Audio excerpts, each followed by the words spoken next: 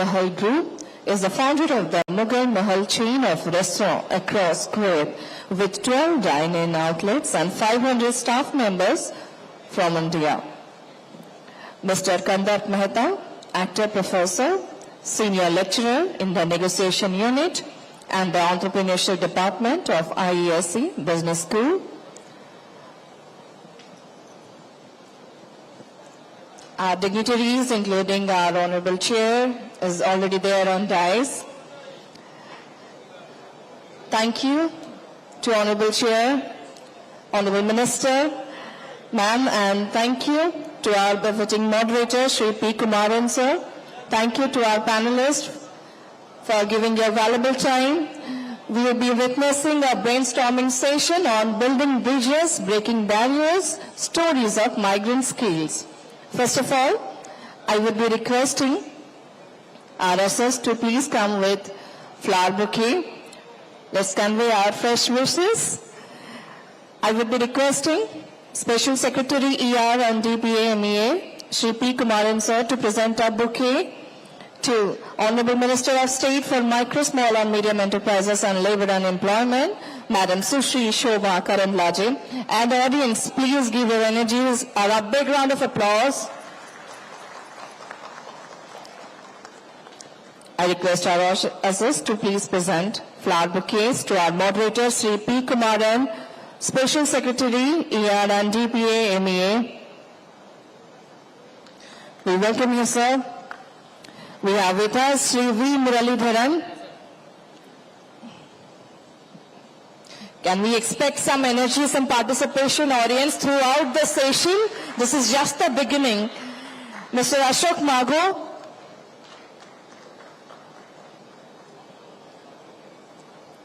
He is there. Mr. Rohit Ratnakar Rao. Mr. Rohit Ratnakar Rao.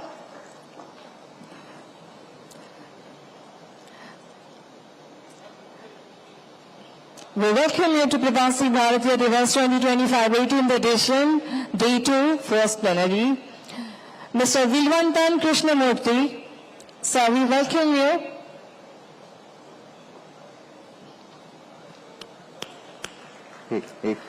Mr. Sapnendra Mohanty,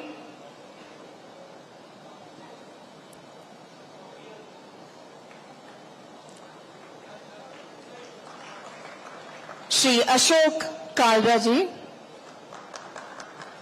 आप दे दीजिए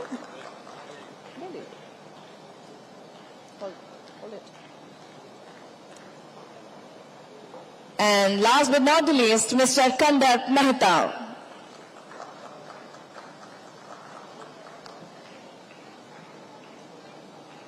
So we wholeheartedly welcome you to this session and equally to PBD 2025 Pravasi Bharatiya Divas. Well, this session is a celebration of stories of grit, determination and success. It will explore how migrant skills have not only shaped personal journeys but also contributed to the global economy, cultural integration and innovation. Let's begin by acknowledging our dignitaries who are already there. Let me take you through the profile of our chair.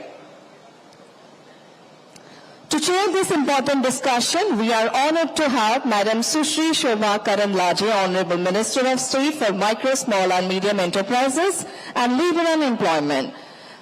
Madam plays a pivotal role in advancing India's socio-economic growth. Known for her dedication and pragmatic approach, she is committed to empower the workforce, enhancing entrepreneurship and supporting sustainable development in line with the vision of Viksit Bharat. Madam Minister, your vision inspired us and we eagerly await your opening remarks. Your dynamic leadership has always influenced us and your forward-looking policies resonate with India's aspiration for a developed, equitable and sustainable future with a focus on inclusive growth, innovation and resilience. Through her stewardship, the dual focus on MSMEs and labour reforms is set to make a transformative impact on India's journey towards Vikshit Bharat. Ma'am, I request you to please share your opening remarks with a big round of applause from our audience.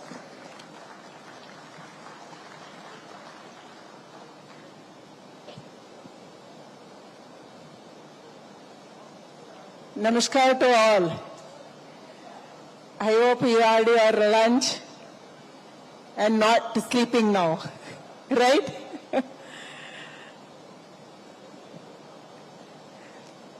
Respected panelists,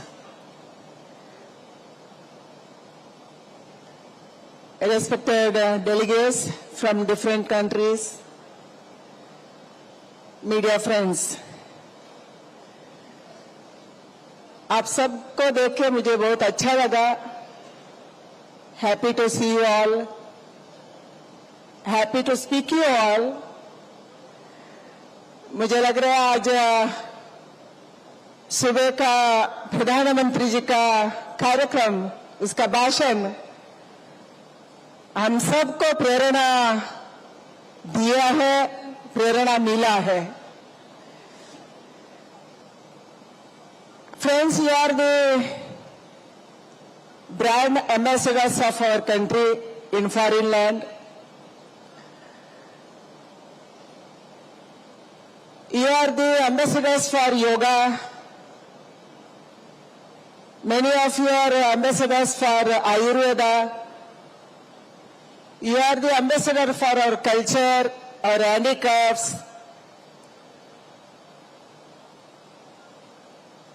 and make in India products.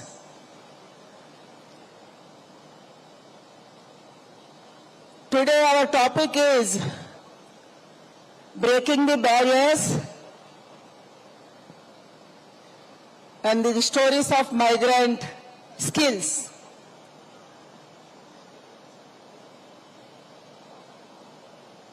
हमारा बल क्या है, हमारा कमजोरी क्या है? What is our weakness and what is our strength? What is the barriers to achieve our goals for India and also for you?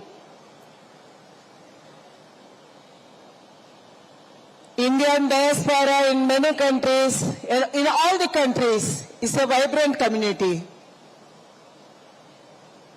मैं आप सबको बधाई देती हूँ, धन्यवाद देती हूँ. सुबह प्रधानमंत्री जी ने बात रखे है. आपके कारण, आपका प्यार के कारण हमारे प्रधानमंत्री को आप अपने देश में दिए हुए रिसेप्शन के कारण, आपका यूनिटी के कारण भारत का प्रधानमंत्री जी को पूरा विश्व में इज्जत मिला, गौरव मिला. ये हमारा बहुत बड़ा पिछले 10 साल में हमारे देश को फायदा हुआ. मुझे लग रहा है आपको भी फायदा मिला होगा, आपको भी पहले से ज्यादा इज्जत मिला होगा, रिकॉग्निशन मिला होगा. मगर भारत में आपका कार्यक्रम के कारण इंडिया में एक पॉजिटिव वाइब्रेशन आया है. बाहर के लोग एनआरआईस इतना अच्छे कार्यक्रम कर सकते हैं, हम भी करना. इसे एक प्रेरणा भारत में हमारे यंगस्टर्स को मिला है.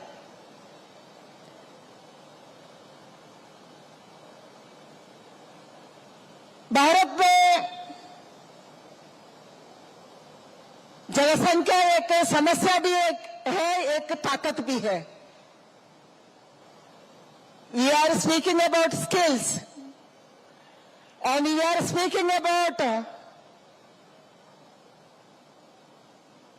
the workforce.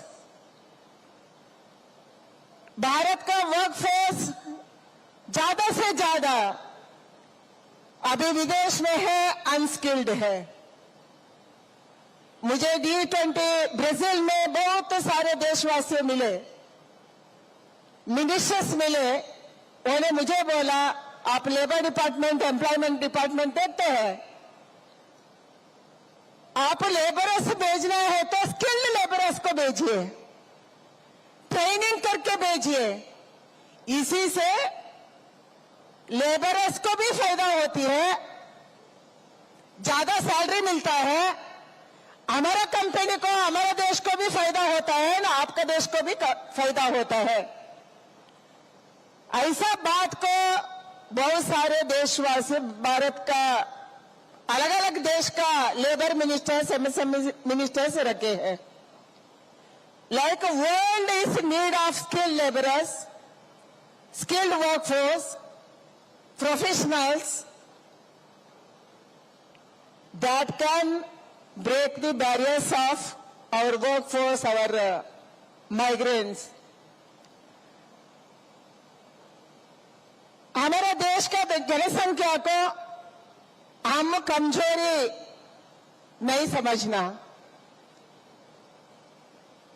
मैं आपको विनती करती हूँ, आई रिक्वेस्टिंग यू, आप अपना देश में क्या कर सकते हैं वापस जाने के बाद? What you can do? Please list out what you want. You can develop business on that basis. आपको अच्छा वर्कफोर्स चाहिए, जरूर हमको बताइए। हमारा डिपार्टमेंट, लेबर डिपार्टमेंट में, स्किल डेवलपमेंट में, आरडीपीआर में, अर्बन डेवलपमेंट, अलग अलग डिपार्टमेंट में हम स्किल ट्रेनिंग दे रही है। We are training our people, young generation, we are reskilling them, we are upskilling them. आपको ऐसा लेबर फोर्स चाहिए तो जरूर हमको बता सकते हैं। हमारे देश का बहुत बड़ा हिस्सा है वो एग्रीकल्चर। एक कालखंड था हम बाहर से अनाज लाते थे। We are importing wheat, we are importing rice, we are importing many things. But now India is producing surplus cereals, surplus vegetables, surplus fruits. Covid का संदर्भ में कौन कौन क्या क्या मांगा हम भेजे हैं।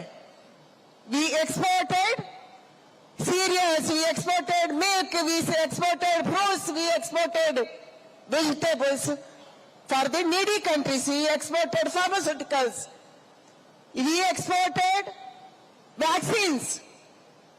This is the strength of our country now. We got human resources, we got resources. So you can make use of that in your country where you stay. आप उसके हिसाब से बिजनेस बना सकते हैं, उसको आप आगे कर सकते हैं।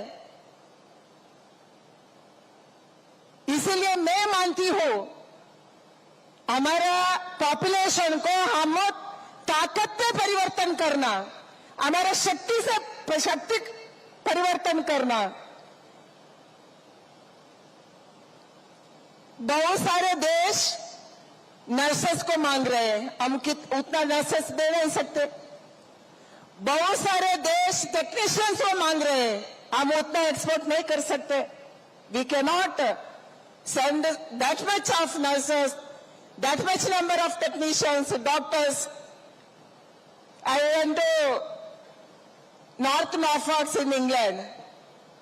Each and every house I visited, I went for the election purpose, for parliamentary election exchange program. Each and every house they were asking for doctors. आप डॉक्टर्स भेजिए इंडिया से, नर्सेस भेजिए। इधर पूरा बुढ़े लोग हैं, एक भी नौजवान नहीं है हमारे गांव में। इसलिए हमको नर्सेस चाहिए, डॉक्टर्स चाहिए। इसीलिए हमारे नौजवानों को ऐसे तैयारी करने को हम सोचना चाहिए। में अलग अलग डिपार्टमेंट में भारत सरकार ऐसे कार्यक्रम कर रहे हैं, हमारा राज्य सरकार ऐसे कार्यक्रम कर रहे हैं। इसलिए आपको मैं विनती कर रही हूं,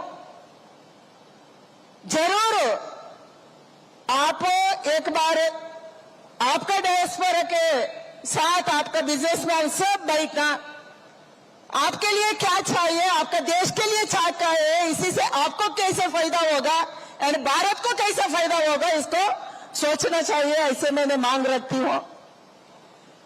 आज का सेशन में बहुत सारे पैनलिस्ट है, ज्यादा बोलने का नहीं। हम योगा को उधर योगा टीचर्स को हम भेज सकते हैं, आयुर्वेदा डॉक्टर्स को भेज सकते हैं। हम स्पिरिचुअलिटी से बहुत आगे है। हमारे माता अमृतानंदमयी, रविशंकर गुरु जी, सदगुरु जग्गी बाबा, ऐसे बहुत सारे इस्कॉन, ऐसे लोग स्पिरिचुअलिटी का स्प्रेड उधर कर रहे हैं। उसके लिए हम बहुत सारे कर सकते हैं। फूड, टेक्सटाइल्स, हैंडक्राफ्ट्स, ऐसे सारे विषय में आपका देश में हम स्प्रेड करने का, उसके विषय में बात करने का, उसके विषय को सोचने का, उसके विषय में बिजनेस बनाने को हम जरूर सोचते हैं। इसीलिए जरूर हमारा पैनलिस्ट इसका विषय में ज्यादा बोलेंगे। मुरलीधरन जी है, वो एक्सपीरियंस्ड है, पहले मंत्री रहे हैं, बहुत सारे ऐसा प्रोग्राम प्रवासी भारतीयों का प्रोग्राम उन्होंने किया है। इसके लिए आप सबको मैंने बहुत बधाई देती हूं, क्योंकि आप हमारा देश 2047 में विकसित भारत होना प्रधानमंत्री जी का लक्ष्य है। सुबह हम सुने हैं, भारत का विकसित होने से सबको फायदा होगा, क्योंकि तब विश्व में कोई देश समस्या में था, तब भारत मदद किया। We helped all around, all the countries when they are in problem. इसीलिए भारत विकसित होने से जरूर हम सब विकसित हो जाएंगे। देश को फायदा है, ऐसे विश्व को भी फायदा है। हम साथ मिलकर भारत को विकसित भारत बनाएंगे, क्योंकि आपका मदर रूट एक भारत का गांव में है, एक शहर में है। आप किधर भी हो, बट आपका रूट है भारत, आपका रूट है भारत का गांव, भारत का शहर है। इसलिए हम सब मिलके भारत को विकसित भारत बनाएंगे। आप सबका मदद चाहिए एंड ये जर्नी में आपका पार्टनर्स होना बहुत जरूरत है। ऐसे बात रखती हूँ मेरे पैनलिस्ट को, इसके विषय में हम कैसे हमारा बैरियर्स को ब्रेक करेंगे, हम कैसे विश्व को भारत का शक्ति दिखाएंगे एंड क्या क्या स्किल्स हम दे सकते हैं, इसके विषय में जरूर वो बात रखेंगे। एंड मुझे लग रहा है आप भी कुछ बोलना चाहते तो जरूर आपका सुझाव हम मांगेंगे। बहुत बहुत धन्यवाद, नमस्कार। Thank you, ma'am, for setting the tone so beautifully. Now it's my privilege to introduce once again our esteemed moderator of this session, Sri P. Kumaran, Special Secretary, Economic Relations and DPA, MEA. With his deep understanding of global dynamics and diplomacy, he is perfectly poised to steer this discussion. Sir, we are excited to have you lead this session. Now I hand over the floor to our moderator, Sri P. Kumaran, sir, to take this discussion forward. Over to you, sir.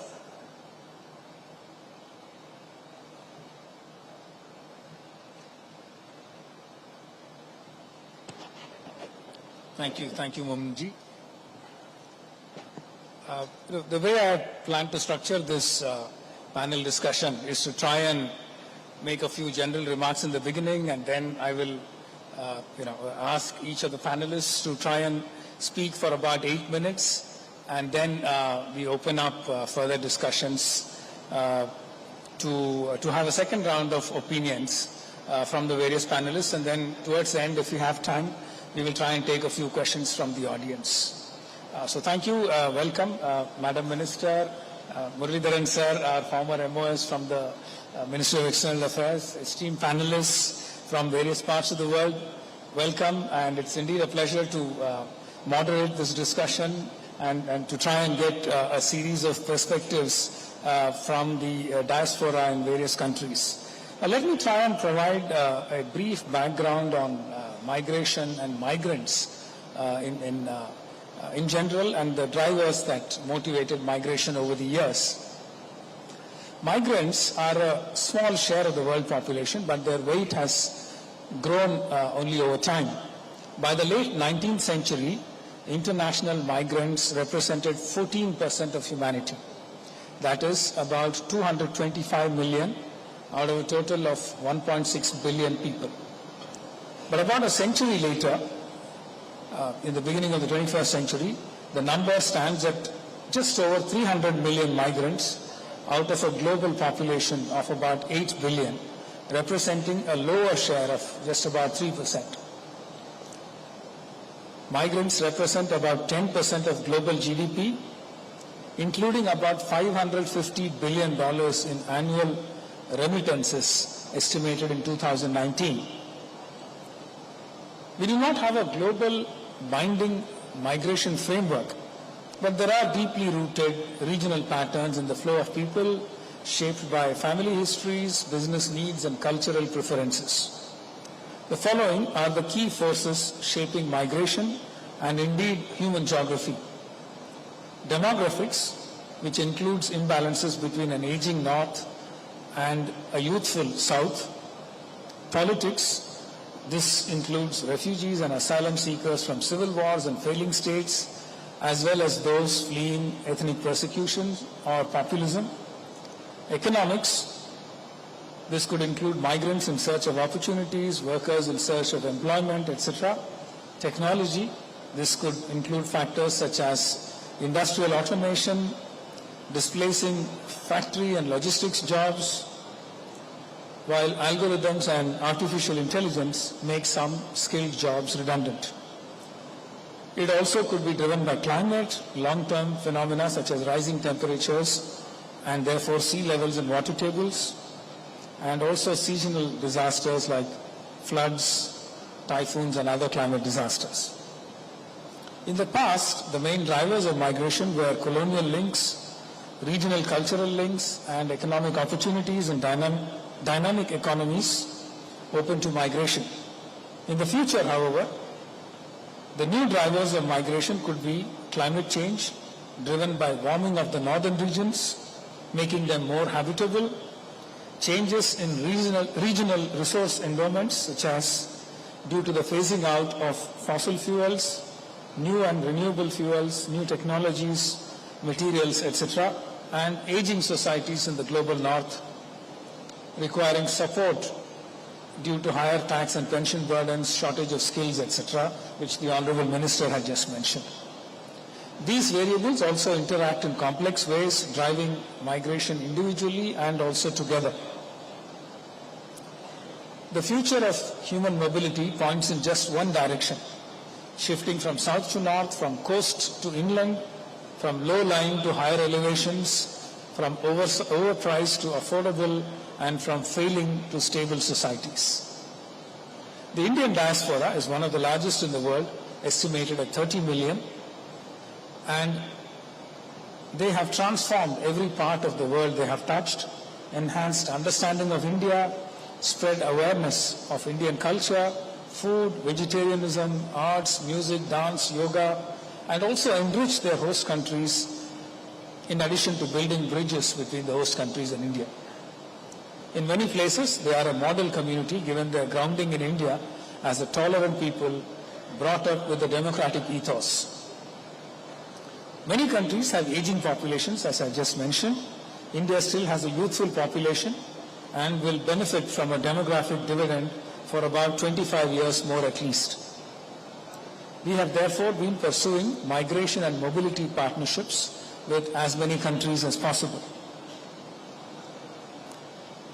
One key factor that requires to be stated and understood well is that the Indian diaspora and migrants in general have mirrored India's growth and success, and they have mutually reinforced each other. India's success has strengthened the hands of the diaspora, and the success of the diaspora has strengthened India and helped India in its development journey.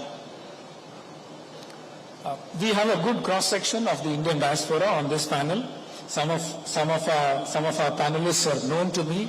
Mr. Swapnendu Mohanty from Singapore was known to me during my posting in Singapore. Mr. Mago was known to me from my time in Washington. So I look forward to having a conversation with them and with the others.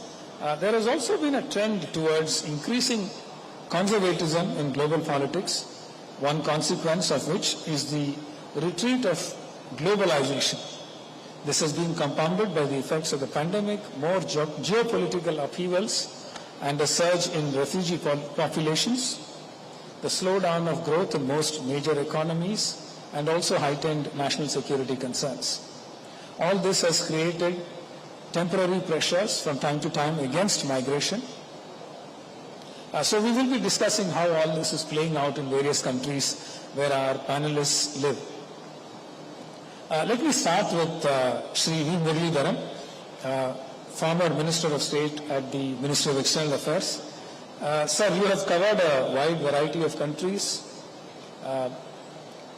You have visited Singapore during my time as High Commissioner. You have a deep understanding of the Indian community in the Middle East, given your own number of journeys and extensive personal connections.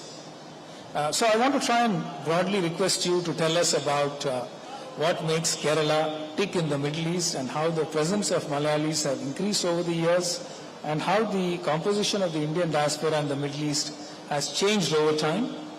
What changes do you foresee with increasing competition from other low-wage countries, automation, robotics, artificial intelligence, etc.? Should we be investing in any particular skills as part of our skill development programs? How do we provide better orientation for our workers before they go abroad for work? How can we reform our e-migrant system to unite the skilling ecosystem with the education ecosystem, with the domestic employment ecosystem and the foreign employment ecosystem? And also the challenges that you visualize as Indian communities become large. Our consular needs increase. We may have challenges relating to evacuating larger communities in the case of geopolitical challenges, and also unique, very rare difficulties such as COVID. So over to you, sir. Thank you very much.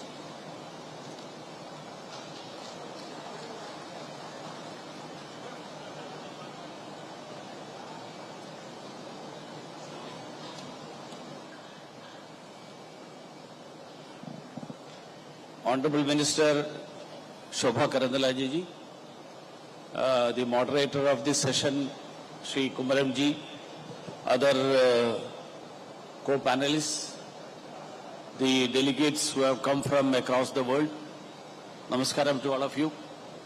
It's I should say that I'm extremely happy to be here on a very interesting topic, very significant topic: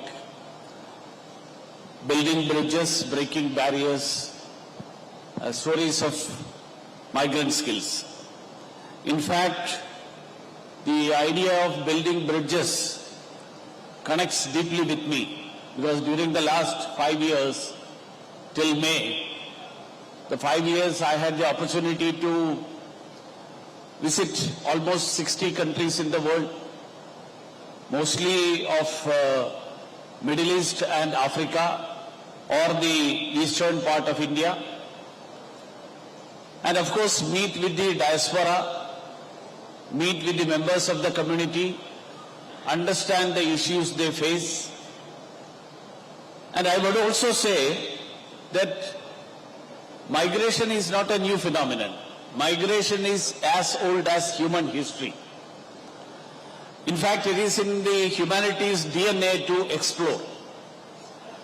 There are two types of migrations, as mentioned by the Honorable Minister as well as the moderator. One is a forced migration. Under compulsions, people seek asylum and then go elsewhere. That's one part of thing. I will not touch upon those issues. I would like to focus on the other migration, which is basically what I mentioned, to explore new avenues, to search for better opportunities. That is the migration which is benefiting everyone. As Honorable Minister mentioned, it benefits the individual, it benefits the country from where the migration happens, it benefits the country from where the migrant goes. And as of now, India has the largest diaspora of 32 million people living across the globe. And the Prime Minister, our Prime Minister Honorable Narendramodi ji, he always mention about India's unique strength. That is diaspora, that is demography, democracy and diversity. These are the three major features which can be considered as the strength of India. And now when we look at the present scenario, Prime Minister has been always saying that he wants to make, or we want to become the skill capital of the world. Because on the one hand, we see an aging population, whether it is Europe, Korea or Japan. And on the other hand, we have the largest youth manpower in the whole world. 65% of India's population is below the age of 35. So naturally in the coming years, we have a very, very large opportunity with us. And I would say that when we look at the figures, according to the World Migration Report of 2024, World Migration Report of 2024 says that the international remittances went up almost 700% from 2000 to 2024. And in that, the major share is of India. India is getting out of the total of around 800, somewhere around 800 to 900 billion dollars. India gets 125 billion dollars. So India has a major say, major benefit out of that. But when we look into the details of that, I would say that Government of India has always taken the position that the government is for safe and orderly migration. We are not against migration. We, in fact, would like to see that people go to various places, people try for better opportunities, people search for avenues, people explore their options, and it has to become an organic migration. It has to become transparent. It has to be, and in fact the e-migrate that was initiated in 2014, it has made the migration, the aspect of migration, transparent as well as accessible. Now when we look into the details of the migration, I have felt, especially when I go to the Middle East, there are different type of communities, different type of individuals who migrate. They have to be, and their issues are different, the problems they face are different. One is the blue-collared labor class, which one can say the labor class of the blue-collared thing. Second category is the middle-level management, or people who are in middle-level jobs. The third is the professionals. And the fourth is the businessmen who are into big businesses, traders. So the issues faced by all the four are different. All the four face issues. I wouldn't say that the businessmen, they are for them, they are very safe, they don't have any problem. No, they have their own problems. Professionals have their own problems. The middle order or the such people, they have their own problems. And the blue collar people, they have their own issues.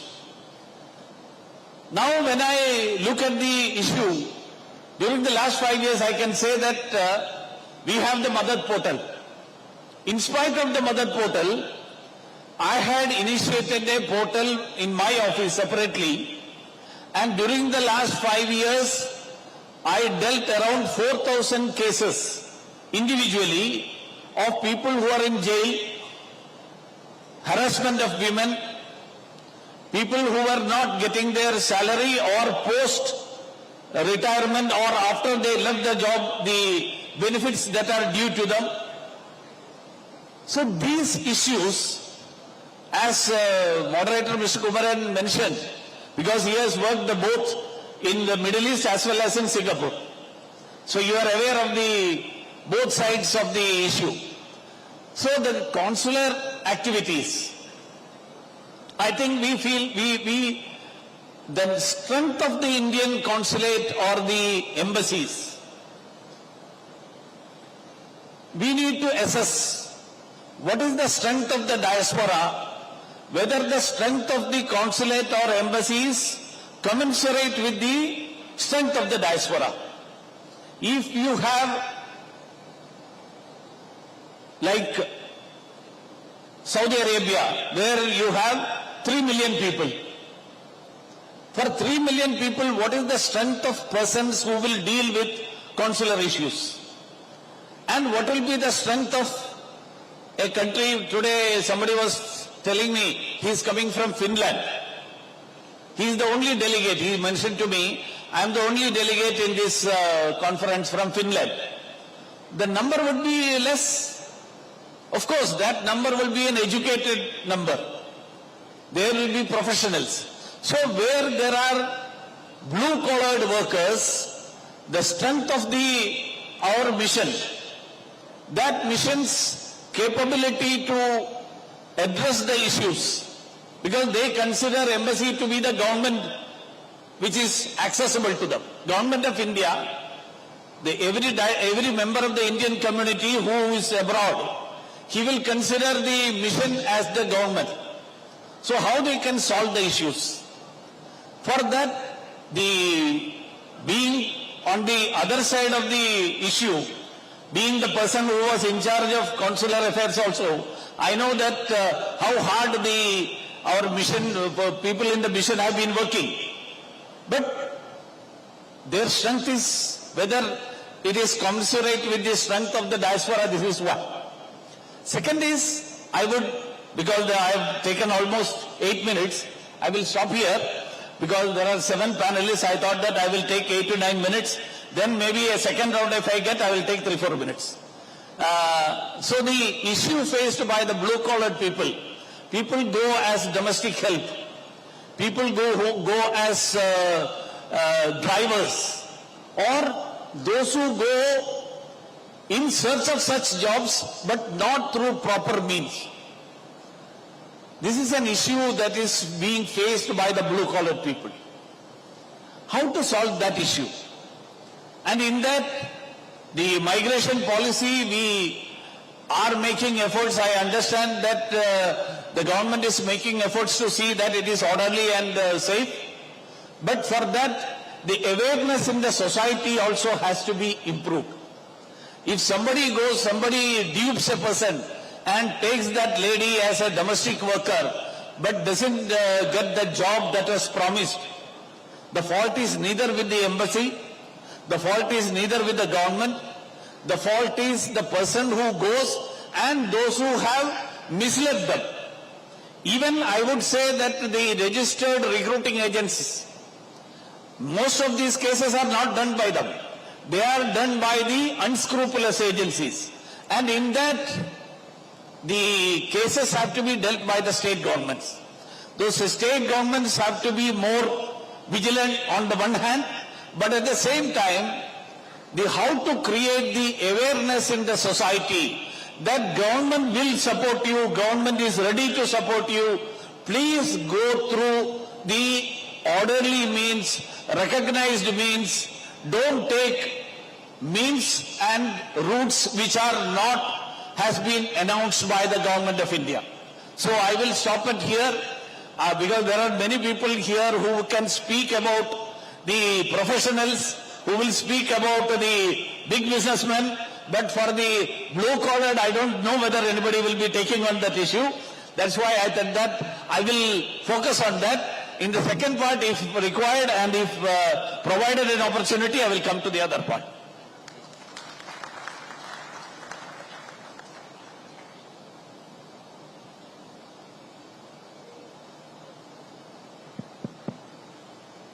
Thank you, sir.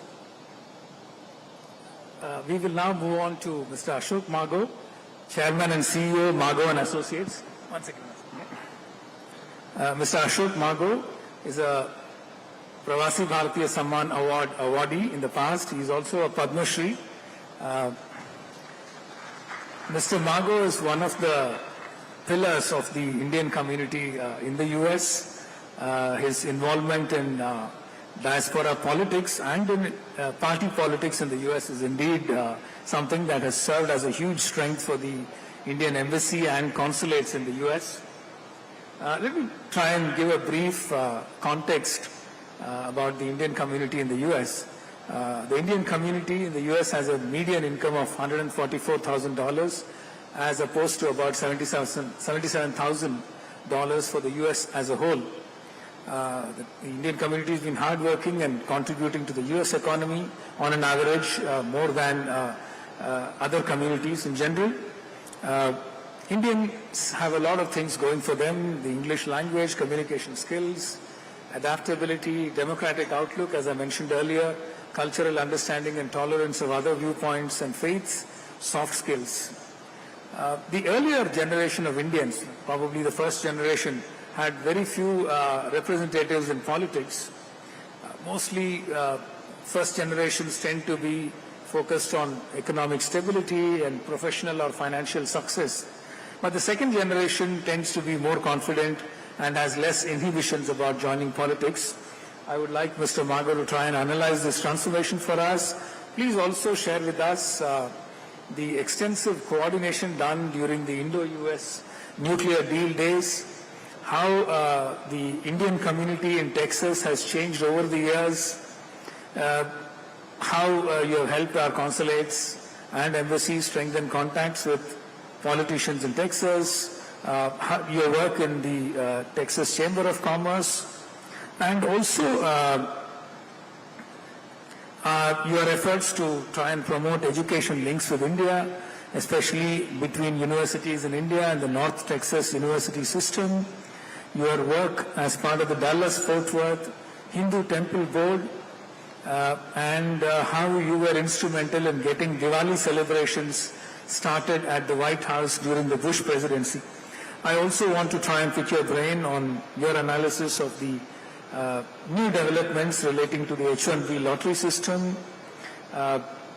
and the latest debate in the US on opening up legal migration, especially for highly skilled migrants. Thank you. Please.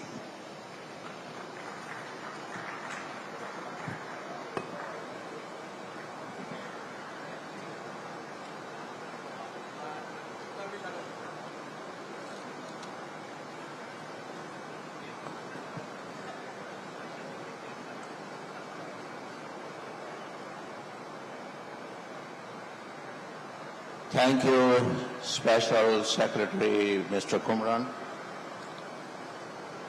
Honorable Minister Ms. Shobha,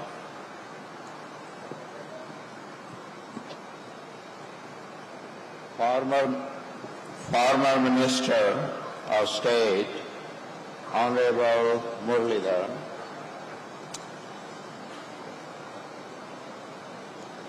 I would just like to share with you my journey of 50 years in one city in USA called Dallas. In '74, there were less than 1,000 Indians in that metroplex. Today, it's about 300,000. So finally, the Indian immigrants found that there is a better place than New York, Los Angeles, let's go south. That's the place to go. I am a banker by profession. Did banking for about 5 years in US. Then found out I don't have any future in banking. Moved into the real estate business. Did real well. Once I was independently, financially stable, decided it's time to get the Indian community involved in every sector in the country. Became a U.S. citizen after 6 years of being there. Anywhere, whether it's India or USA or any other country, people who have the most influence are the people who are big business people, who are scientists, who are researchers, who are controlling the financials, and of course the politics. You have to have influence in the political sector, whether it's at the local level or whether it's at the state level or at the federal level. Because all the laws which are being made are going to have an impact you and your family. You can be an outsider, just sit there and gripe about this law is not good, that law is not good, or you can be part of it. And what do politicians want and need from you? Two things: your vote and your money. Those are the two things which every politician needs. And I'm talking about USA. I'm not talking about India. It may be a different story in India. So I got involved in that, made friends with congressmen, with senators, got other Indian friends to be involved. And finally, all that involvement paid off one day. And that was the day when Ambassador Ronan San decided that he is going to try to change this ban which was imposed on India after the nuclear test India did. To change that, you needed 47 countries to sign on it. 47, not one, not two. And in that 47, you had even countries like China. But President Bush, he gave standing instructions to the Secretary of State, Condi Rice, that it has to be done, no matter what it takes. There were oppositions on both sides. In India, in the parliament, the government of Manmohan Singh had to face no confidence vote. In US, in the Senate, in the House, same thing. Each side was saying the other is getting more than they deserve. But after 3 years, finally the bill passed with overwhelming bipartisan majority. 88% in the Senate.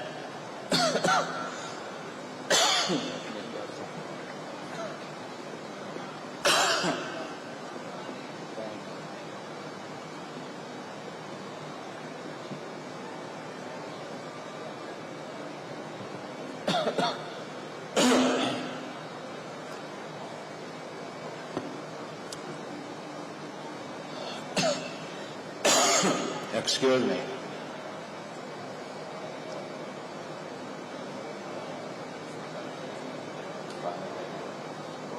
Yeah. I'm sorry, but with the approval of the bill, finally an agreement was signed called 123 agreement. India was given the green light to start using nuclear technology, and the members of the nuclear club were allowed to deal with supplying the equipment, the material, everything needed. To me, that was the most important contribution I and my friends and community could make. Everything India is doing now, which uses nuclear technology, would not have happened if that bill never became a law. The other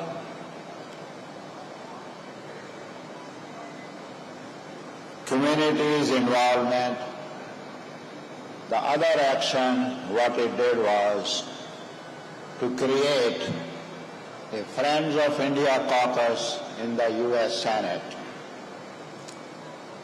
India is the only country which has that kind of caucus. It was a bipartisan effort. Senator John Cornyn and his wife, accompanied by me and my wife and my son, we spent 1 week in India. During our drive from Delhi to Agra, convinced the senator that when he goes back, he should send a letter to all his colleagues to be part of this bipartisan group. And finally it happened. On the last day of Ambassador Man Singh's tenure, a caucus was created. No other country has similar caucus. It has about 50 members right now. Hillary Clinton represented the Democrats. So that was the political side. Now I come to the trade. If two countries are doing business in billions and billions, they will be the best friends. Money makes everybody your best friend. We established a chamber. At that time we called it Greater Dallas Indo-American Chamber. Now it is known as US-India Chamber. And we just celebrated 25th anniversary of that chamber. We had received delegations, we have taken delegations. The governor of our state has been to India in the last 4 years. The trade between India and Texas is now over $20 billion, and it will continue to grow because Governor Greg Abbott, he sees the opportunities in India. He sees the Indian diaspora, one of the best community in the state. At our request, he started to celebrate Diwali at the governor's mansion. We gave him 2 lamps, brass lamps like this tall, and those lamps have never ever been removed where he put it the first time. It's there 5 days a year. One time Diwali happened on their birthday. He and his wife were born on the same day. And he says the reason he married her so that they don't have to celebrate 2 birthdays, that both can be in one day. President Bush started to celebrate Diwali at the White House. Then came the Diwali stamp. Finally, we got the Diwali stamp issued. Now, some of the states, some of the cities are making Diwali as a holiday. And I am sure a day will come when it will become a national holiday. I will urge the business community, the political leader, like the business leaders, come visit Dallas. A city, a metro of about 8-9 million people has an economy of $700 billion, which is like 1/5 or 1/6 the size of Indian economy. If that metro was an independent country, it will be the 27th largest in the world. I don't know where else you can find. 700 billion is not the GDP of many states in India. Well, I'm being asked, it's about time. I don't know, I thought I got 30 minutes, but maybe not. No, at the end, we build bridges and break barriers every day. The Reserve Bank of India gives you $8, and they said, okay, now go and make the best of it. That's what I got, and many in this audience did. Well, thanks for listening to me. If you have any questions, how you to make from $8 to 800 million, give me a call.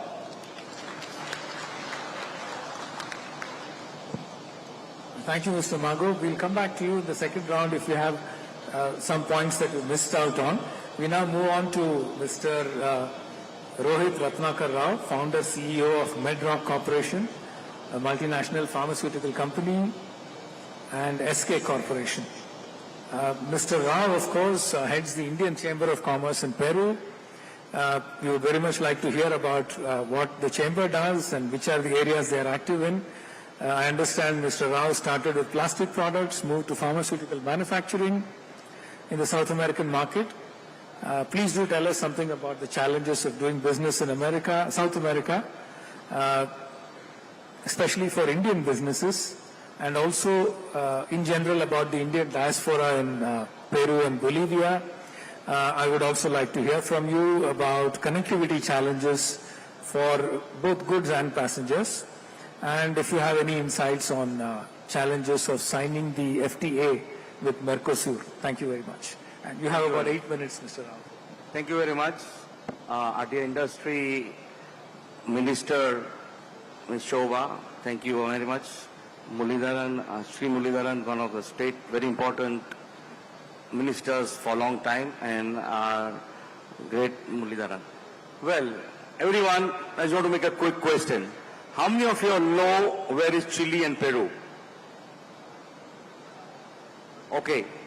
In 1984, when this question was asked, nobody knew where was Chile. So I said, where is Chile? So suddenly I said I want to, as a child, I was too hyperkinetic. I couldn't just sit at one place. My mom used to tie me when she was cooking. So I was saying, there's no way I'm going to work for a multinational 9 to 5. No way I'm going to be a slave of any big companies. Okay, said that, it was nice on the book. But I said, where to go? Definitely US will not take me because I'm not a PhD, I'm not a MBA. And 19 years of old, I went to look for something else. Something else for myself, something else for India. When the journey started in 1984, where I reached Santiago, and my first biggest problem was no English. So who would know? There was no Google Chacha, definitely, who would tell you what was what. There was no fax, there was no internet. So basically, for first few months, going here and there with my little money, which my dad and uncle had given, if I go back, they'll give me a proper kick. Say, why the hell you go so far? So somehow to make it quick, I found a small job. And luckily, my bosses were good, the Indian bosses. And as you say, have the right boss and not the right company. So for first 3-4 years, I worked. They gave me a good chance to work. And I found this fantastic opportunity of understanding the culture. Being very young, at diaspora, there were not even 50 Indians, max, which you wouldn't know where they are. So you could understand the culture and I could make good friends. So those friends helped me to initially get the first loan to buy the injection molding machines. Because that was my dad used to do in India. Well, I'm a little bit mixture. My mom's a same thing, my dad's a GSB. So I have both the genes. To buy cheap, sell expensive, or manufacture something and create out of it. So I went to East Germany. Why East Germany? Because with $100,000 I could buy 5 machines and not to the West. And the quasi machines helped me to start. Well, the thing started, and the best part of my life in Chile was that General Pinochet, the president of that time in Chile, he came to see who's this young man who's got an industry. What the hell is he doing in the end part of Chile to manufacture something? So he came for 10 minutes to understand what it is, and he stayed for almost 45 minutes. Why? He wanted to know what was India. In those times, nobody knew what was India. There were no information, no technology. So he was very happy, we could understand and explain each other. But always my aim was to start pharmaceutical. So the idea was to see how to start pharmaceuticals, especially when in India, they feel I'm with the Red Indians, because eventually Bolivia, Peru, they don't know what it was. And in Chile, they would say, oh, from India, you're still on elephants. So what I'm going to do, how to build the bridge. It was very difficult initially to get the documentation, to make sure that the products were registered. So I'm very happy to tell you that we were the first company to register Indian products in 1996-97. And after that, a lot of other companies came into Latin America.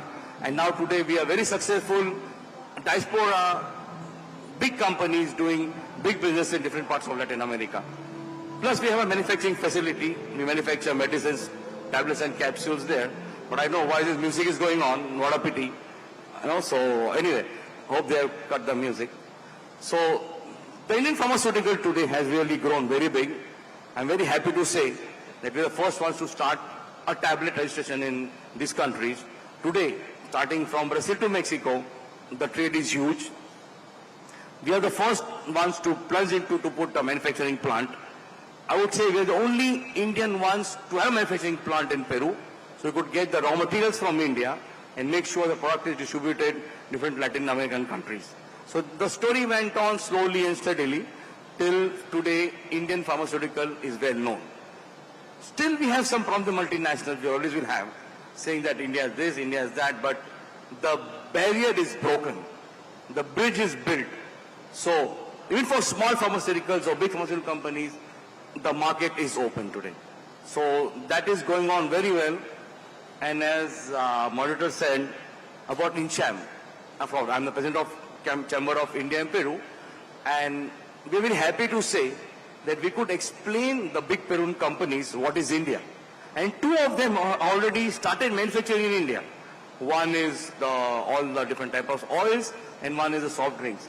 So more and more companies, thanks to INCHAM, are coming, looking at India in a different way. So we are trying to do trade on both sides, trying to make sure that we are not like Texas, $700 billion country, but still, the trade is going up steadily very much with India and Peru. And we're happy to see that every time more and more people want to do something with Peru. And very soon we hope that FTA is signed with Peru. It's going to be the first country in Latin America. India will sign FTA in Peru. There will be a lot of advantages, which I'm sure we'll talk on the second round. So we won't keep you guys waiting for something else. And I hand over to you, Mr. Moderator, to see what else to do. Thank you, man. Thank you. Thank you very much, Mr. Rao. We now move on to Mr. Ashok Kalra. I believe you have to catch a flight, so let's try and change the order a little bit.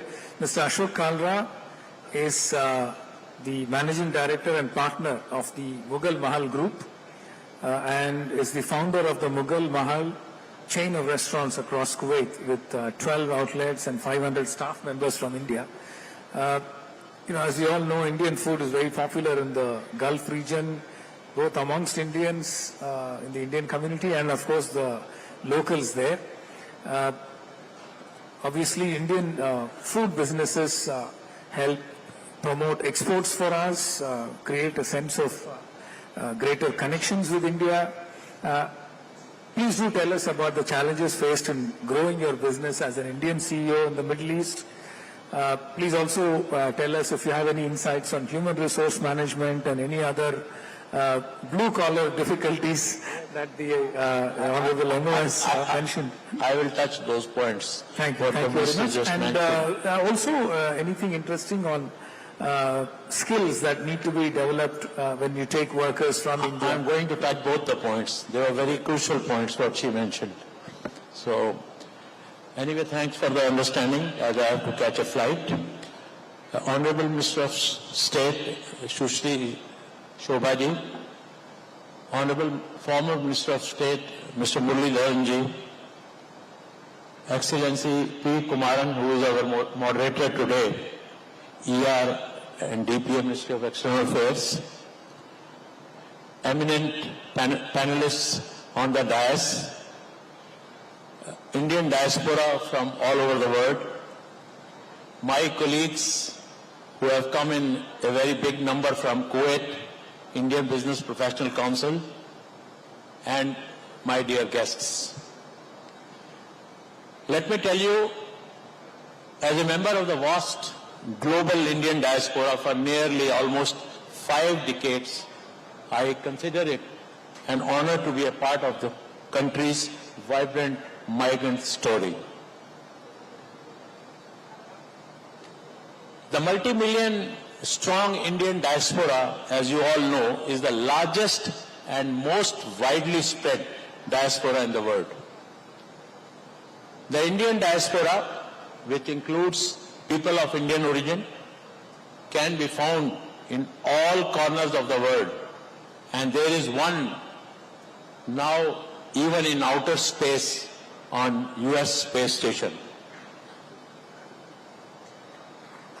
I support the community in Kuwait as a whole supports the ambitious plan for Viksit Bharat through our experiences, investments and remittances, and significantly influence Kuwaiti community through the soft power they wield. Can you tell me something? There is something special we all know, which can win the heart of anybody, anywhere in the world. Can any one of you quickly, because the time is running out? It's the food. So I come from the same trade. So food is such an item that we can live without a lot of things, but food and water, definitely, they are the most important ingredient of our life. Now, through our soft power, we all, Indians worldwide, and especially in Kuwait, we serve as a very positive force in building bridges between India and Kuwait.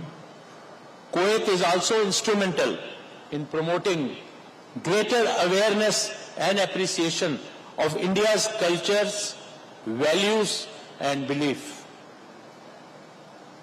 Through our constructive and dynamic engagements with the Kuwaitis, we overcome cultural barriers and social prejudice prevailing in Kuwait and foster the relationships that lead to a better understanding, empathy for India and its interests. Now, we have been talking about the migrant. Now, I'll just give you a very brief story about the migrants.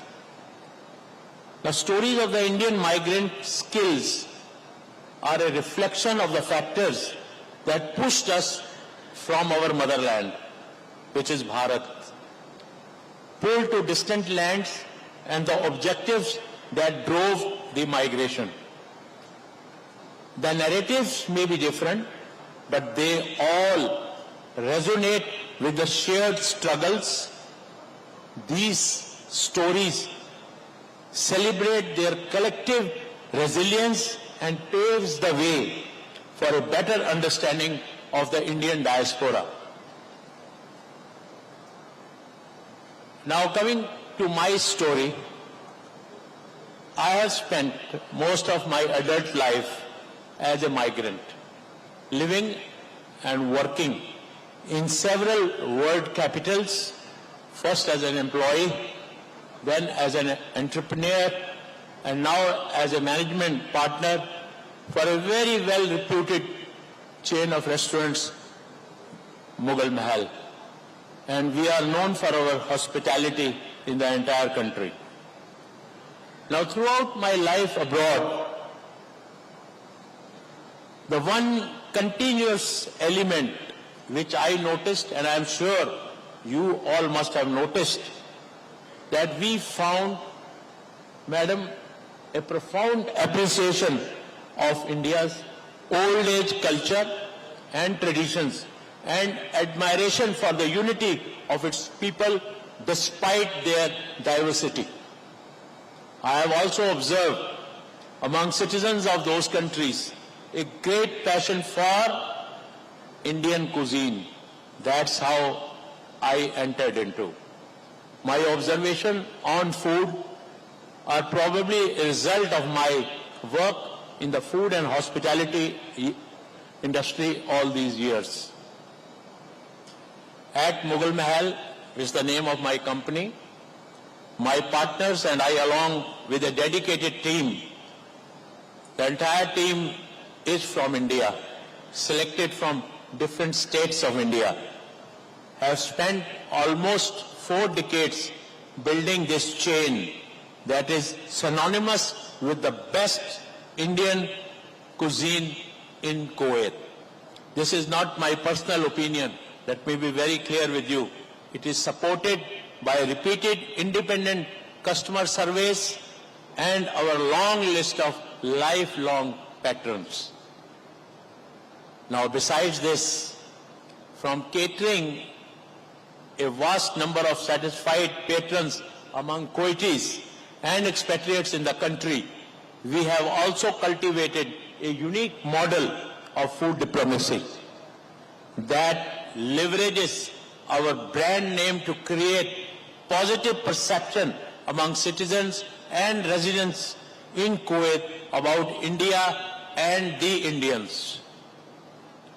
our interaction with the diners not only enriched their gastronomic experiences, but also exposed them to the Indian culture and traditions that create enormous goodwill and lay the foundation for a harmonious relationship with India. We Indians, we all Indians, all of us, and now I refer to the Indians in Kuwait, we build through our food diplomacy, foster empathy with India and generate a better appreciation of the Indian perspectives. It encourages greatest interest in India and all things Indian, as well as create a fertile ground for developing influential pro-India networks among Kuwaitis that influence and drive outcomes favorable to India interest and to the Indian community in Kuwait. Now to conclude, I would just like to say that Indians, I heard the former minister talking about white collar, blue collar, middle, this and that, but I just wanted to add or enhance the statement, sir, Indians in Kuwait are no longer seen just as migrant laborers, but also appreciated and celebrated in Kuwaiti societies and government for their contribution in building positive, cohesive, harmonious societies in both India and Kuwait. Thank you. Jai Bharat, Jai Jagannath. And Madam, she pointed out two things. Now we have some challenges in Kuwait. Now I run a chain of restaurants with a specific cuisine, which is basically North Indian cuisine. And all GCC countries and the Arab world, they are very well familiar with the North Indian food because they have been coming to India, especially Mumbai or to Delhi. So I will request, Madam, I attended yesterday's two sessions also, they were very interesting and they spoke about food. So I will request that to familiarize these Kuwaitis and to the GCC people in that region, we should organize some road shows where we can have cuisine from Odisha or cuisine from any state. Now the Kuwaitis, what I know, or GCC people, they only know 3-4 items: biryani, butter chicken, masala dosa, which is from Kerala. So I would like, Madam, with our help in Kuwait, and there are so many other business people also like me who will be definitely interested in participating with your state government to have a food road show, especially during the time when it is a Republic Day or Independence Day of India. Second thing, I just heard about the skill development. This is again a challenge.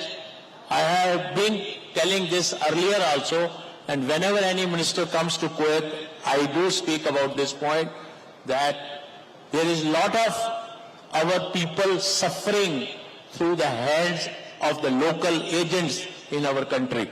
Although our Embassy of India takes all the precautions while signing the contracts, but still they manage to harass people. So I will suggest, let us have a portal online, state-wise.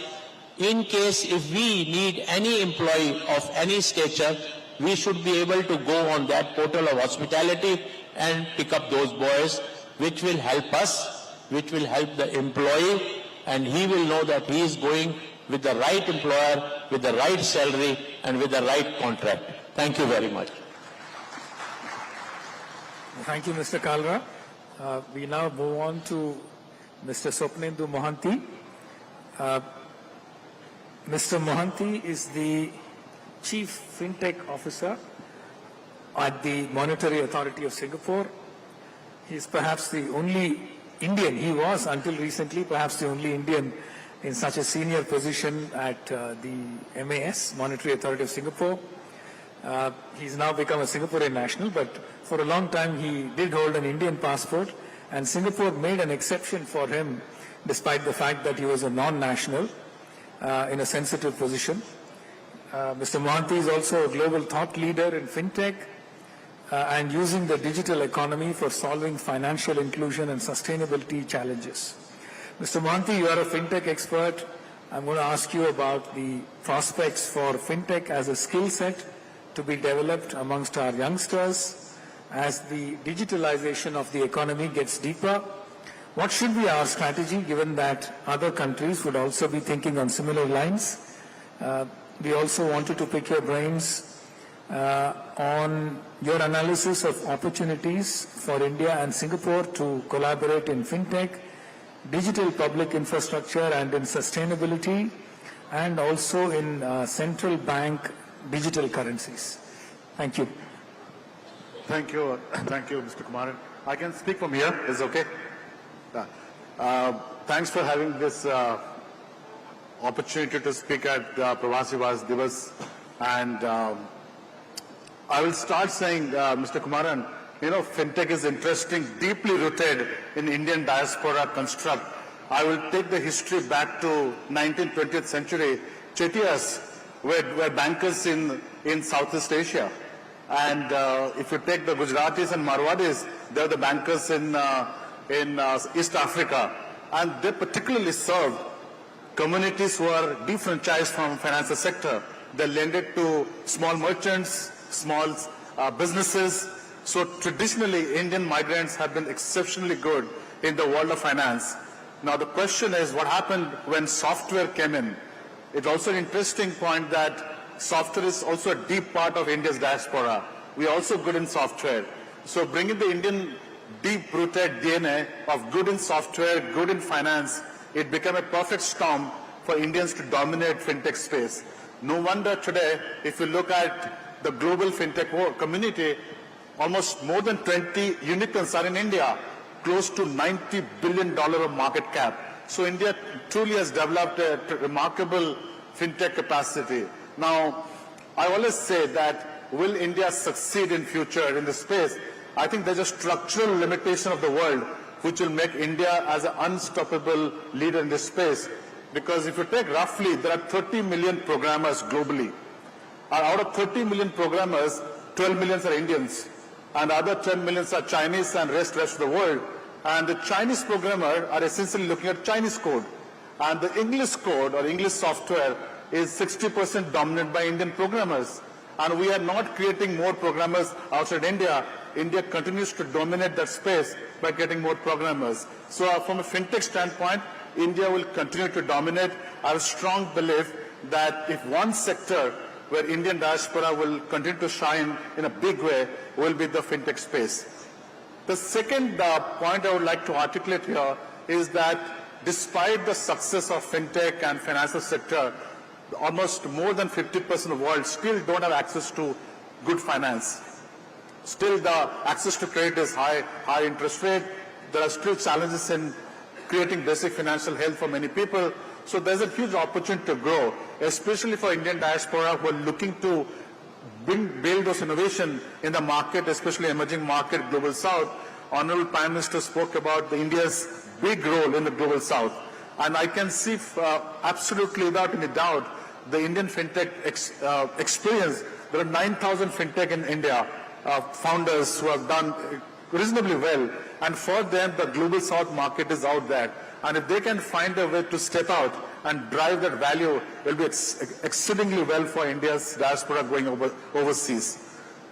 On the second point around which India has done also very well, which is going to be the global trend, is the ability to connect payment system, which is UPI, to different markets. If UPI, let's say 5 to 10 years from now, gets connected to different markets, especially Global South, where Singapore and India took a lead to connect each other, I think that will open up a huge infrastructure for Indian entrepreneurs or Indian fintech founders to create a global market of financial services, given finance is now getting deeply integrated into different subsector of economy. So that's the second aspect. And And again, back to the question of Indian diaspora breaking barriers, one story I'd like to share, as Mr. Kumaran, then High Commissioner in Singapore, made a comment that I joined the Monetary Authority of Singapore in a very sensitive job despite being a foreigner. And as a regulator, you are in an odd position that to ensure that your national integrity is protected, and you are doing that role with a foreign passport. And that drives an extra responsibility as a migrant worker out there to be responsible, trusted by a foreign country to give that sensitive responsibility to me. So one of the things I always say that as an Indian diaspora, that we have a huge responsibility to drive huge integrity, culture, values in our system, because that's something we must carry as we operate outside our country. Now, it has been an unusual career shift from me, because I spent almost 18 years as a banker, and for me to switch as a regulator gave me an interesting perspective about where the future lies. And that goes back to the last question, Mr. Kumaran, that how do we see the future? I think from a broad spectrum perspective, the world is going to grow in three areas. And one of the areas which Honorable Minister Sobat spoke about is the SME segment, because large part of finance must be directed to MSMEs and SMEs. But that's 80% of economy for many countries, and they need access to finance, not only in India, also globally, because SMEs don't have to be SMEs because they can grow. I am pretty sure, Madam Minister, that no SME wants to be called as a micro or a small SME, because the reason they call small and medium is because of the size of the physical. In the world of digital, there is no physical. So they can have a good idea and can get rid of the word M and S. So with that technology opportunity, thank you. With that opportunity, I think FinTech can provide that opportunity to MSMEs and SMEs and create a new opportunity in terms of growing their idea, not only in India, but globally. So India, Singapore, for example, have started working together using a digital platform called Proxtera, with High Commissioner will know, which will allow SMEs to directly trade with other countries digitally without any barriers in between. If we can put more platforms around the world where SMEs can trade among each other, that will create a huge opportunity not only for India, but also overseas. The last point is an opportunity which I think strongly going to resonate with especially Indian entrepreneurs going overseas, is the area of CBDC. And why I say that? It's a very technical product, but let me try to simplify. What is the single biggest barrier to sending money overseas or getting money from overseas? It's the cost of settlement. It's the cost of the bank which tries to verify both sides of the transaction. CBDC in particular, which India is taking a lead, will reduce that settlement cost and make the cost of moving money to less than 3%. Today, typically a bank takes around 8 to 9% to move money. With CBDC, there's an opportunity to reduce the cost even below 1%. If that happens, India today receives $100 billion of remittance. Just add a 10% efficiency. You don't do anything, you get $110 billion coming to India. So CBDC will play a big part in simplifying payment cost structure, which allow more remittance to move both sides. With that, I'll stop here, and we can take questions in the second round. Thank you very much, Mr. Mohanty. We now move on to Mr. Vilvanathan Krishnamurthy. He is a dedicated and experienced social worker and cultural leader in Germany with extensive professional background in welding technology, and he's also been very active in a number of social services for the Indian community in Berlin. Mr. Krishnamurthy, I want to try and ask for your analysis on both welding technology and other technologies that India can possibly contribute to in Germany in terms of sending in skilled workers, what kind of training they will require, what kind of issues Indian migrants face in Germany based on what you have come across in your own experience. And please also tell us something about your experience in managing Berlin's Hindu Temple and South Asia Counseling Center. Over to you, Mr. Krishnamurthy. Thank you, sir. First of all, with your permissions, Bharat ಕೇಂದ್ರ ಸರ್ಕಾರದ ರಾಜ್ಯ ಸಚಿವೆ ಕರ್ನಾಟಕದ ರತ್ನ madam Shobha ಅವರಿಗೆ ನನ್ನ ನಮಸ್ಕಾರ. வெளிநாட்டு தூதர் அலுவலகத்திலிருந்து உன்னத அதிகாரியான ஸ்ரீ குமரன் அவர்களுக்கு என்னுடைய வணக்கம். प्रवासी भारतीयों और देशियों भारतीय आप सबके लिए आपका चरणों में मेरा प्रणाम.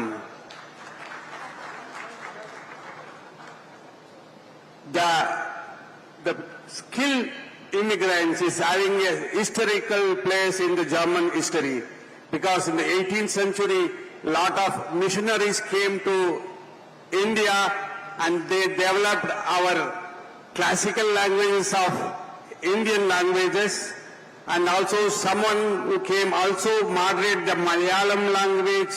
The Germans has taken all the script of which has written in Palmblatt, now is been preserved in German. It was the time when German came to India and helping. Now the time has been changed. We are helping to the German society now, because before 10 years the Indian skilled immigrants were very less. Approximately it was 60,000 people. Thanks to our Prime Minister who take in charge and who take into mutual understanding between the German government and the Indian government, now they are sending a lot of students to the German to study there. Now we are having more than 37,000 students are studying. In the next 2 years, as per the German Chancellor, the Prime Minister is telling there will be more than 90,000 students will be there. So you can imagine German needs in 2030 there will be a 3 million retirement will be there in the skilled work place. So they need a skilled workers. Now they are having an idea, giving a chances to study there and keep the students there for their continuation of the skilled worker. So now the Germans is looking after our India in other eye.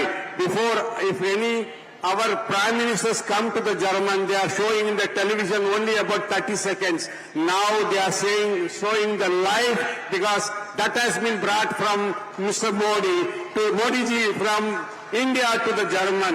But he shows Indians are talented, Indians are well studied, and even we are working into the local government of Germans.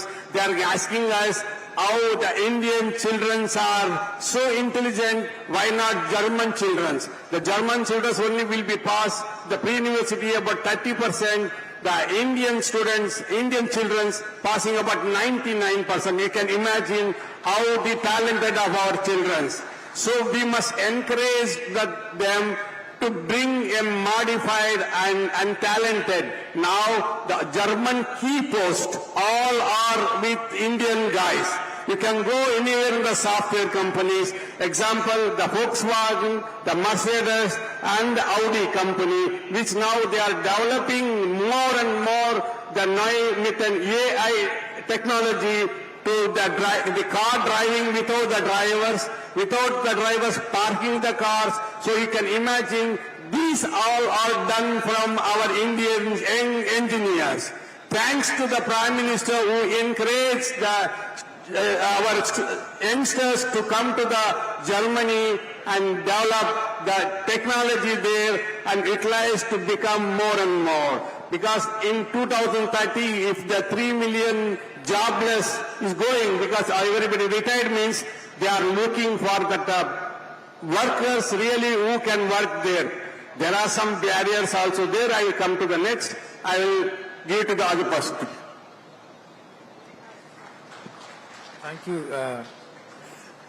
Thank you very much, Mr. Krishnamurthy. Last but not the least, thank you for your patience, Mr. Mehta.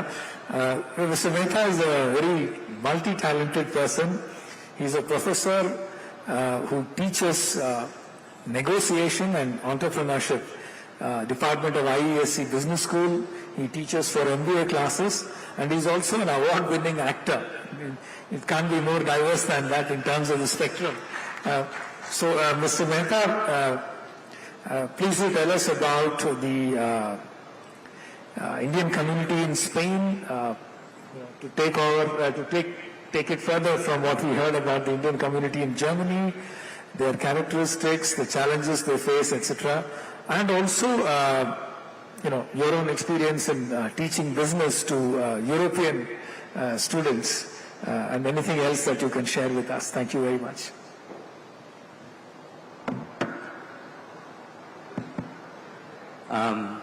Good afternoon, Madam Minister,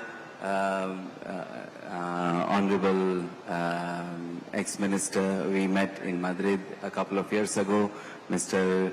Kumaran, and all the dignitaries on the dais, all the friends here.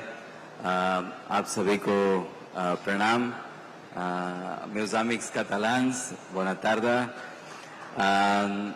और जय जगन्नाथ, मेरे उड़ीसा के भाई बहनों को.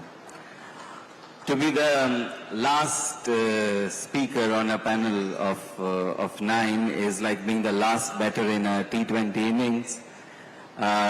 You want to do your best, but neither you have time, nor anyone expects you to do much. So, but well. So let me address the question that Mr. Kumaran has raised about Indians in Spain, and in general I would also like to talk a little bit about, in my opinion, why Indians have a specific advantage, why Indians are able to actually build bridges. In Indian community in Spain is very diverse, because India is a diverse country. So we have Indians from all over, from across, the Indian map. We have right from Kashmir to Tamil Nadu. We have a very interesting and mixed community, and also we have many professionals. We have many, business owners, and we also have a huge blue-collar class. So we are not as huge compared to Spain or Germany, but still it's a very interesting community. And we are doing many interesting things. We are in academia, we are in corporate world, we are in the world of arts, we are in business, of course. And also in politics. In fact, our senator, Mr. Robert Massey, is here. He is an awardee for Pravatiparida Samman. He is the first senator of Indian origin in Spanish Parliament. So here you can see we are a very interesting mix. Now, I went to Spain some 20 years ago. I was already in a corporate job here, but I decided to do a PhD, and fortunately I got admission in one of the best business schools in the world, IESE. And when I was on the plane to Spain, a lady was sitting next to me, and she started a conversation with a very motherly approach. She asked me, "Are you going to Spain?" I was like, "Yes." Then she said, "Do you have any friends there?" I said, "No." She said, "Do you have any family there in Spain?" I said, "No." "Do you know if there is an Indian community in Spain?" I said, "I don't know." "Is Indian food available in Spain?" I said, "I don't know." "Are ingredients for Indian Spain available in Spain?" I said, "I don't know." Then she said, "But then why are you going to Spain?" I said, "Because I did not think of these questions before taking that decision." So we Indians, we are contrary to stereotypes. In fact, if we go back to each and every speaker's story, we are not, risk-averse individuals. We are calculated dreamers. We dream, we take risks, but we also think how to mitigate them. And we are very good, ferocious, committed doers. We do things like, we heard from stories of Mr. Ashok Kalra, Mr. Ashok Mago, they actually did something. They not only just imagined or they not only dreamt of a future, they tried to take that step. And there is something that differentiates Indian community from many others. Now why that happens, or how can we do that, or what is it that can help us succeed in that in that event? So for that, I would like to play a little game. It will take just 50 seconds. It's a very simple exercise that I would like to do with all of you. It is a silent social quiz. Okay, it's a silent quiz. I will ask you a question. You will think of the answer, but you will not speak. And your answer is right only if it is the same answer that everybody else is thinking about. So if your answer is the same, then it's the right answer. In fact, my friends here can also participate. The question is, you are going to Paris to meet a friend. You know the time, you know the date, but you don't know the place. You are going to Paris to meet a friend. You know the time, you know the date, but you don't know the place. Where will you go? Think of the answer. And your answer is right only if it is the same answer that everybody else is thinking about. Have you thought of the answer? Okay, how many of you have thought about Eiffel Tower?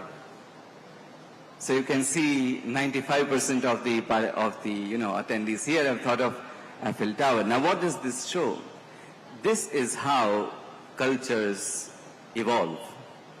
Cultures primarily are nothing but a collective, a group of solutions to social problems. How to greet, how to meet, how to speak, how to communicate.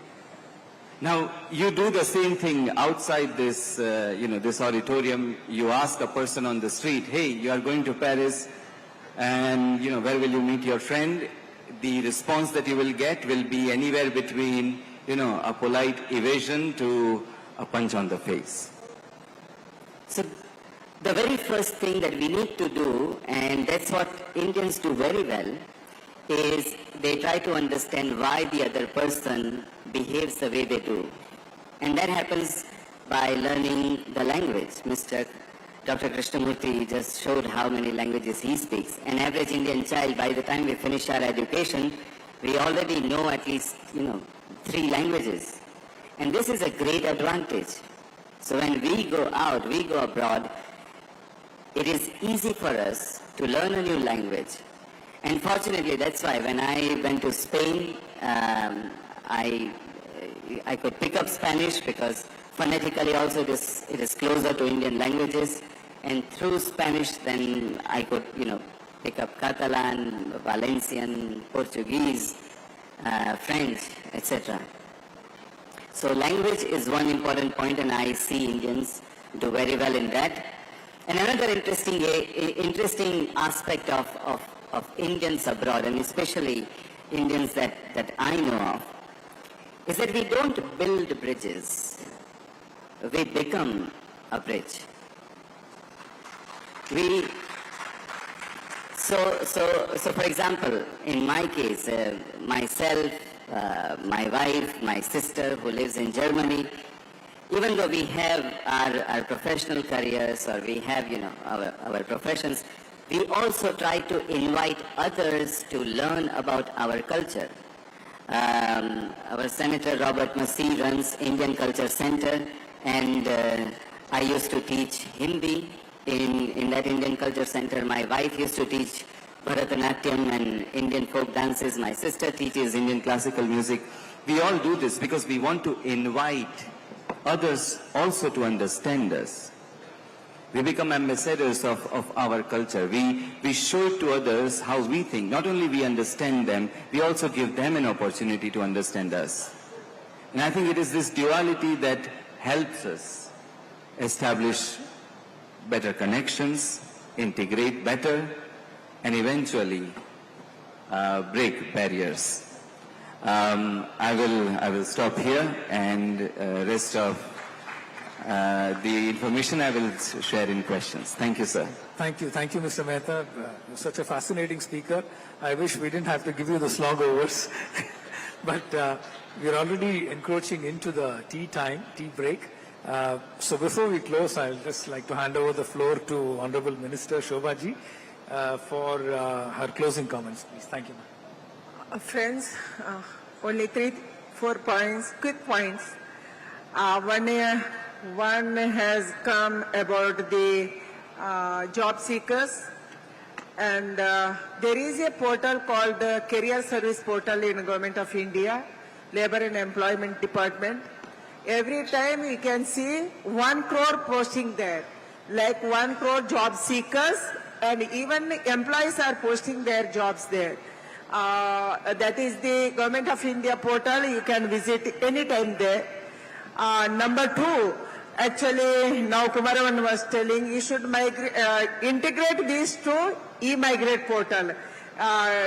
Surely we will do in the future, because Indian job providers, foreign job providers can post their jobs there, and also the Indian job seekers can also visit the portal there.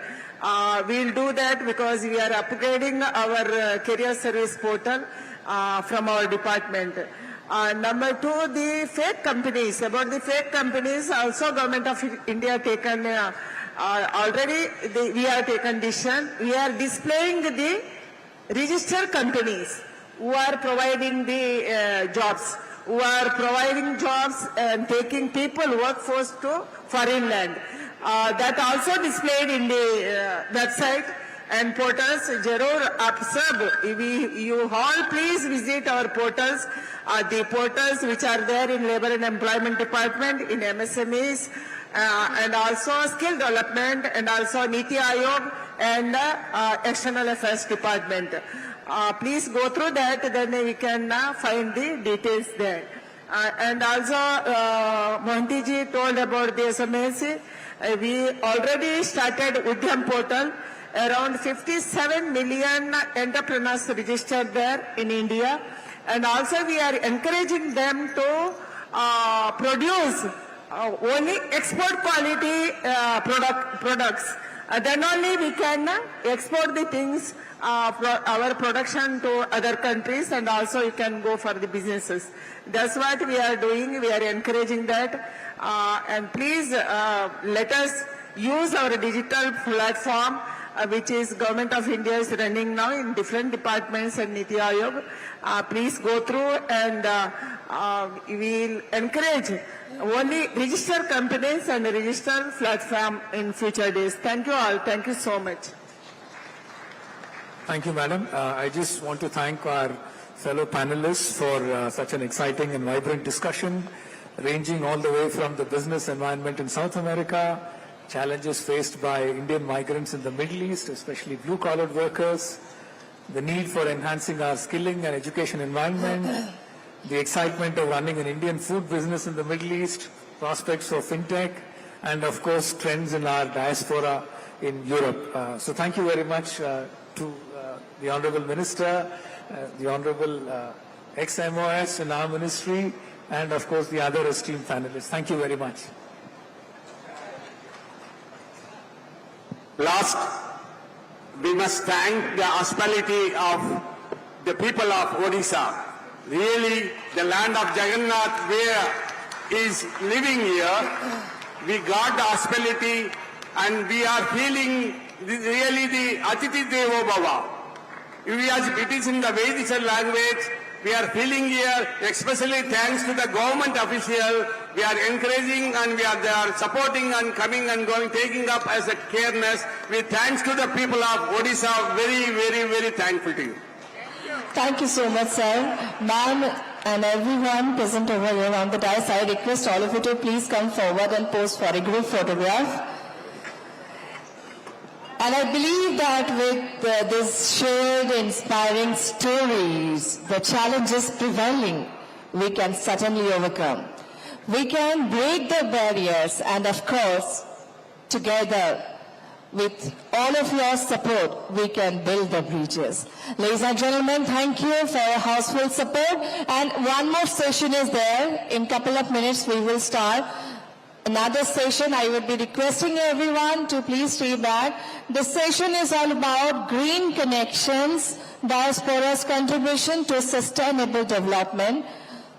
And this session will be chaired by Honorable Minister of Electronics and Information Technology, Information and Broadcasting and Railways, Shri Ashwini Vaishnav sir. I would be requesting everyone to please stay back.